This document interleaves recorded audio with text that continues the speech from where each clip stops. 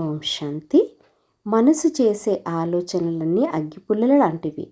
జీవితాన్ని వెలిగించుకోవాలన్నా, సర్వస్వాన్ని నష్టపోయేట్లు బూడిదగా చేసుకోవాలన్నా మనం చేసే ఆలోచనలు బట్టి ఉంటుంది. కావున ఆలోచనలపై శ్రద్ధ వహిస్తూ శ్రేష్ఠ ఆలోచనలు చేస్తూ జీవితాన్ని వెలిగింప చేసుకోవాలి.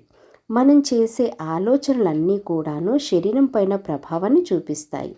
మంచి ఆలోచనలు మనకు ఆనందాన్ని కలిగేలా చేస్తాయి. అశుద్ధమైన వ్యర్థమైన ఆలోచనలు జీవితాన్ని ఆందోళనగా మార్చేస్తాయి, అశాంతికి దారితీస్తాయి.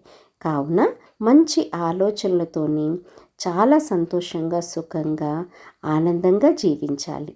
మన ఆలోచన మనకు శక్తినిస్తుంది. మన ఆలోచన బాగాలేకపోతే అదే మనకు శక్తిహీనంగా కూడా తయారు చేస్తుంది. కావున మంచి ఆలోచనలు చేద్దాం.